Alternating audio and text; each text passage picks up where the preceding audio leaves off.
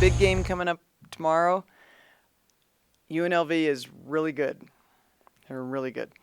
And they represent a lot of the problematic areas, I should say, for us, in that they have tremendous size. They have 3 post players, physical, big, strong, athletic kids that are just going to be a handful for us. They've got excellent shooting on the perimeter. Much different team than a year ago, but still the similar, the post play and the way they approach the game is very similar.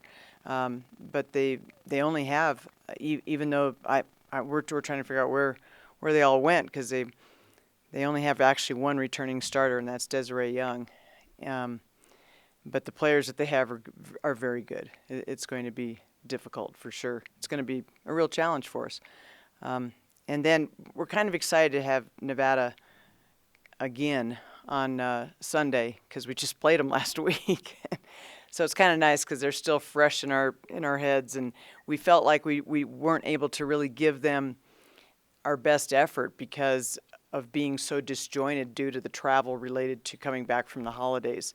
And we actually had several players who played in that Nevada game who had not even practiced. They had just arrived a few hours before the game, and we just had to throw them out there and try to play that basketball game. So we're kind of excited to feel like we're a little bit more organized, have our act together a little bit better, and get them in our gym. But they're good too. Was that a result of canceled flights, or why did that happen? It was because of all the canceled flights. Yeah, because what we did was we had such a short break of only 4 days after we played UTEP. So we asked everybody to just fly from their homes straight into Reno, so we wouldn't have to go through all the back and forth of going to Denver and turning around the next day and going back to Denver, all that. So everybody was trying to get to Reno from their homes, and several of them got stranded. And it was just, it was a bad scene. I mean, my flight got canceled. I was just fortunate I was able to hop on another one. But for most of them, there just wasn't anything out there, particularly the Southwest flights. A lot of the Southwest flights got canceled. Wow. What kind of contingency plans were you working up then? It was one of those, oh dear. We had 7 players at practice, and we were trying to figure out what we would do if we only had those 7. And then two of the players missing were our 2-point guards. So we didn't have Joe Hunnemer and Taylor Britt both got in at 4 or 5 in the morning on the day of the game. And so bless their hearts, they got out there and did just fine, all things considered. But they just, it wasn't us at our very best by any means. Have you ever experienced something like that in your years of coaching? Not quite to that degree, but I think that's because never has there been so many variables affecting travel. The COVID, the weather, you always every time you come back from Christmas break, you hold your breath, because you know that there's going to be somebody whose flight gets delayed or misses a flight or misses a connection or something like that. But not like half your team, that was a bit more than what we were used to. I'm trying to think who else came in very late. Haley came in late. You remember who it was, Nick? There was like several that got there. Oh, Gaddy. There was like 3 more that got there. Gaddy, Nikki, and Lauren got there halfway through the second practice. We only had 2 practices, so they only had 1 hour of practice. So Audrey Gaddison and Lauren and Nikki McDonald, they both got there for the second half of the second practice. And then Joe and Taylor didn't get there until the day of the game. Wow. So it was fun. It was about as much fun as Coach Scott had last night. It was that kind of fun. Yeah. Speaking of that, I mean, what is the situation with your team? Is everybody available as of now? It's always a day-to-day thing, but as of now, we're in pretty good shape. We did have them all get their boosters on Mondays, so some of them were a little draggy yesterday, and actually Riley didn't practice yesterday because she really felt crummy. But hopefully we'll be in good shape come game time tomorrow. Do you want to elaborate on the tweet you sent out? I mean, is there a level of frustration, I guess, that you want to express? I think everybody's frustrated. I think it's just a really strange, odd, difficult thing to navigate because of all the uncertainties and all the things we don't know. And I think the biggest frustration for anybody that's involved in trying to carry on with business as usual through this in this environment is the seemingly the way the goalposts constantly move and the arbitrariness of how it is approached.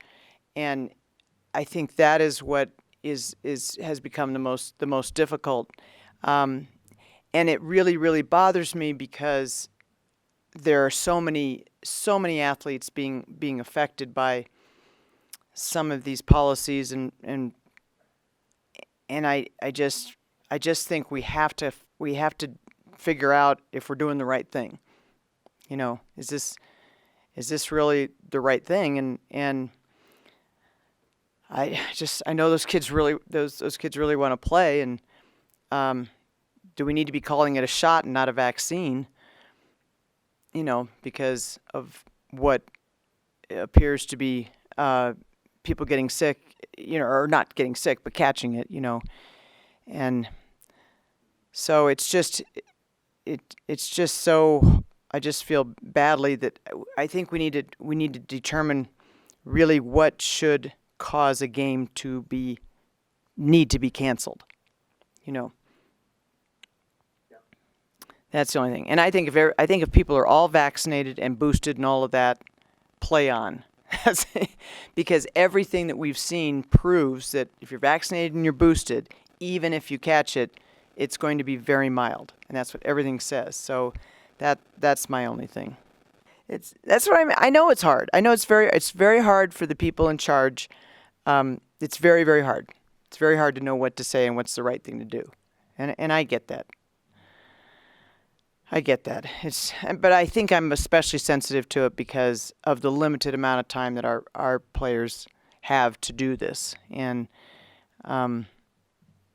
golly, it just, you know, like Haley Jones didn't even play last year. And she's just out there giving it her all and throwing everything in. You know, we're stepping out on the floor and we're going up against 25-year-old, you know, because they've been around for 6 years, and the rest of these kids, they can all go get their masters and stick around and do whatever they want and you know, play for the next 30 years. I don't know, but our players can't. So Haley's out there trying to make the most of it, and it would just crush me if suddenly she couldn't play. You know, after she's already lost 1 year. And same with Audrey Gaddison, who's lost a year to an injury. And, you know, I love my seniors so much because they are just pouring their heart and souls into it. And they're just, I just love my seniors. They're awesome. And it would just crush me if they couldn't play.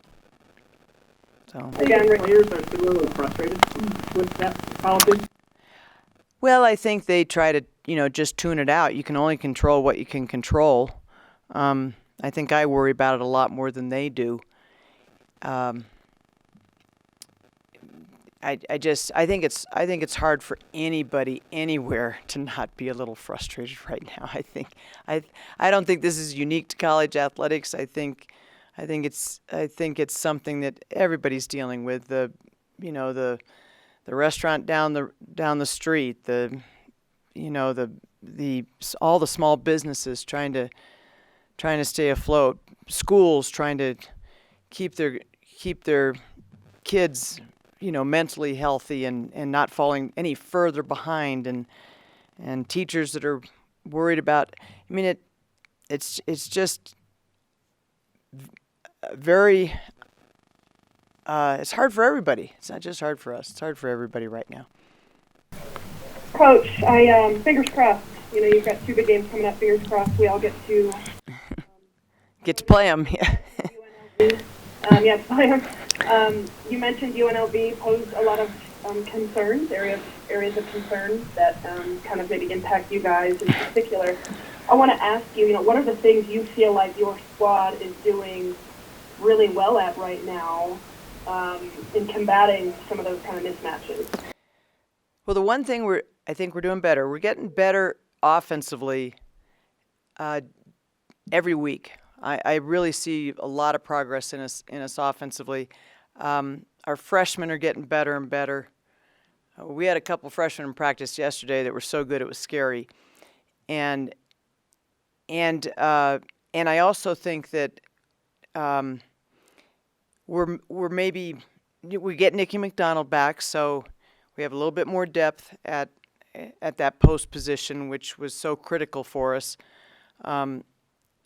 Not that she's huge either, but at least she's bigger than the other people we've had playing the post. So I'm encouraged by all those things. I'd like to see us. I think we lost a little bit of our edge defensively during the time of finals and then the break, and we were really frothy, defensively. But I feel very good about the progress we're making offensively, and we're shooting the ball better. We're understanding how to score the ball and what our options are, and so we look pretty good there. Which, for us, that's unusual. That's really nice to be able to say. But I certainly don't want us to lose our edge defensively. It's always going to be a battle on the boards. It's always going to be every time out, it's going to be just somehow, some way we got to figure out how to get a rebound. But I think the way we fight for extra possessions and the way we fight to get the turnover, or the loose ball, or whatever, that's been serving us well, and it's got to keep being there for us.